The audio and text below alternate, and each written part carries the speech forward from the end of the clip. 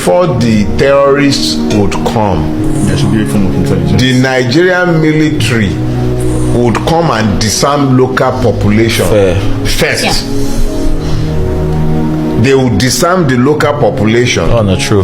Before in fact, what my friends in the Middle Belt have told me is that they have learned that once the military come around searching house to house to disarm local population, even take their dang guns, they know that the Fulanis are not far behind.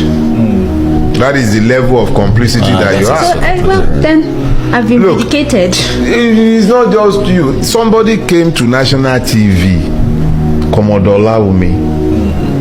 You don't see spooks, military spooks. You don't have spies. You don't see them in daytime. That's not somebody you find on national TV. But the man was sufficiently alarmed by our security circumstances that he sat down in the TV channel at the TV station of channels, and he said it on national TV that there are Boko Haram sponsors sat in the president's cabinet, and he had submitted a list of these persons to the president since 2016 and nothing had happened. And we are still talking about a suspicion.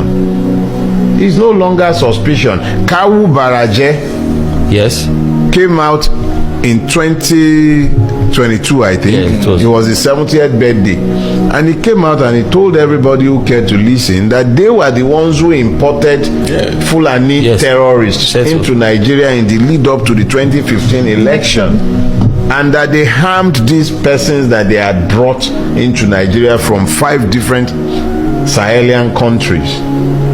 He said so. He's on record. Look, my friend Dr. Stanley Kavman is the National Publicity Secretary of the Middle Belt Forum.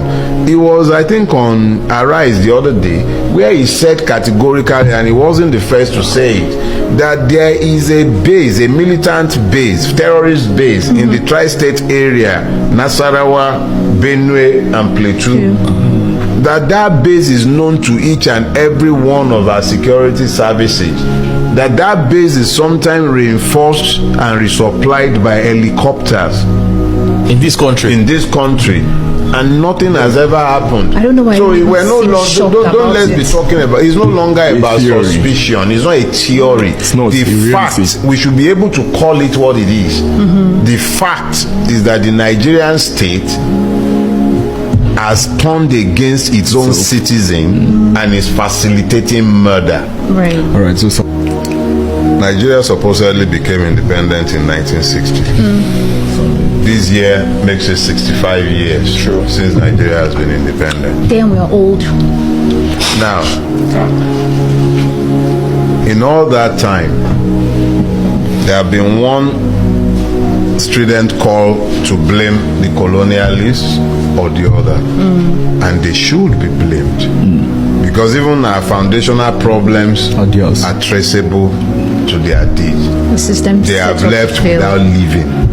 Right? But I am big on self-responsibility. We need to come to a point where we take responsibility for our own actions. We cannot continue to point fingers at the West. We are the ones responsible for this. If we don't take responsibility, even though, like I said, the process of decolonization is a long one. It will take generations. In fact, I'm not even sure it's possible to decolonize our minds. I agree. I think it is. Well, we can have that conversation some other time. But when you consider the fact that the African has lost his sense of original spirituality, he has become religiously vacuous, cacophonous without content. We don't take pride in our own origin. We demonize our own spirituality. Yes. Look, if you, I think it's Acts of Apostle chapter 17 verse 23. There we go. There we go. He says, as I walked through your city, I came to a monument, and on it was written, to the unknown God. No, when you get to a point where the man was going around the city, he could acknowledge the fact that they knew God before he brought Christ. And he went further to tell them that God whom you did not know is the one I have come to reveal to you. But he came to Africa and they wanted tabula rasa. They don't believe that we had any spirituality worthy of conservation. Everything had to be demonized. Ekwensu became Satan. Yes. Eshu became Satan. Eshu became Satan. Every time the Christians are attacking one grove or the other, or the Muslims will go and attract that grove. So we have become a people who reflexively demonize our own spirituality. The African will come across a mighty tree and he will bow in awe of the God who has created the tree, not the tree itself. Yes, true. But that is flowing from a place of connection with his environment. But what do you have now? Vacuously religious. Fair point. They will come to a tree. Somebody has tied a white cloth around the tree just to reference the tree, save it from being cut down. It's a form of conservation. For what? This is interesting. So when you are done decolonizing the mind, you can then begin to talk about decolonizing the space. So I don't know how many generations it might take, and it has to be a deliberate and intentional thing. How do you do that with all these ones that are busy buying jets on account of the name of Christ? So on that, American independence from the Brits, so exactly why I pointed and referenced that it could happen, but eventually for it to happen, there is also the place of the IMF, the ICJ, and those guys, World Bank. Those ones are set up to do what they are doing. Basically, and that is what you call neocolonialism and imperialism. Because these guys, but you call it that, do not have control over our own resources or minds, and control it for us. You call it that.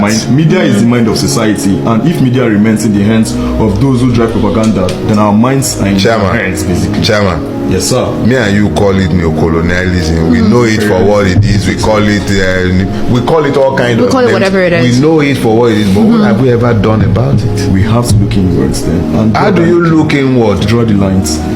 There you are going. But to draw the lines until you have drawn the line and gain control of your political space, you cannot change any one of these things. The people who govern us are not unaware of the fact of the existence of these different neo-colonial constructs, but they benefit from the existence of those things. And because they benefit from the existence of those things, they are not going to cut it short. Bangladesh, Arab Spring, and individual focus to political evolution. Sorry, let's take it this way. Yes. Bangladesh, what does the Bangladeshi God look like? The Bangladeshi God? I'm unaware of that. They are Hindus now. If they are not Hindus, they'll be Muslim. If they are not, basically, it looks like them. Yeah, it looks like them basically. What's that other one again? Which one of them? Which they are talking about? I was talking about Arab Spring. Okay, the Arabs. Yeah. Who do their God look like? Basically, we all know what it is. I assure you. What do they look like? I assure you. By the time your religious leaders are done telling you why you should obey your rulers, all the revolutionary fervor that you, the revolutionary, had built in the people, by the time the pastor is done giving them multiple verses in the Bible, and then the imam comes with his own verses and ayah from the Quran, how you should never quarrel with your rulers, you just find that you who was busy vibrating just now for revolution, they'll just look at you like you're the madman. Anyways.